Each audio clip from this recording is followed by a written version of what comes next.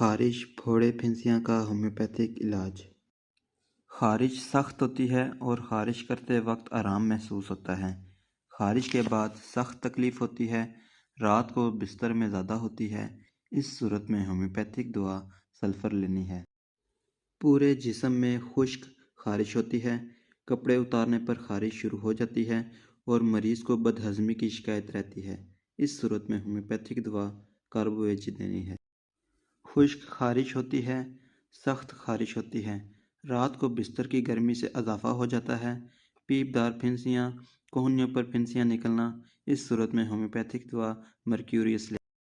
شام کے وقت خارش زیادہ ہوتی ہے، خاص طور عورتوں میں۔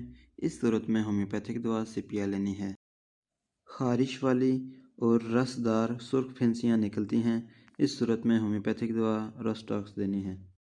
مریض کو کوہنیوں، بال والی جگہوں پر سخت خارش ہوتی ہے، دن گزرنے کے بعد زیادہ ہو جاتی ہے۔ خارش خصوصاً عورتوں کے مخصوص اعضاء کی خارش اور زرد مواد بھی خارج ہوتا ہے۔ اس صورت میں ہومیوپیتھک دوا فیگوپائرم لینی ہے۔ بواسیر کی خارش کے لیے یہ دوا بہت مفید ہے۔ دوا کا نام ہے لائکوپوڈیم۔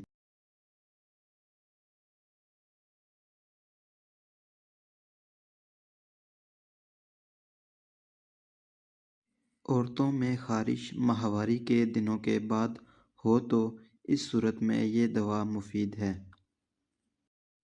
عورتوں میں ماہواری کی خرابی کی وجہ سے پھنسیاں نکلیں، اس صورت میں یہ دوا بہت مفید ہے۔ دوا کا نام ہے سینگونیریا۔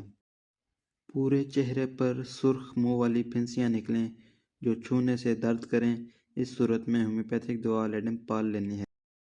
جسم کے کسی حصہ میں پھوڑے کے ارد گرد کی جگہ اگر نیلی ہو تو اس صورت میں ہومیوپیتھک دوا لیکسس لینی ہے۔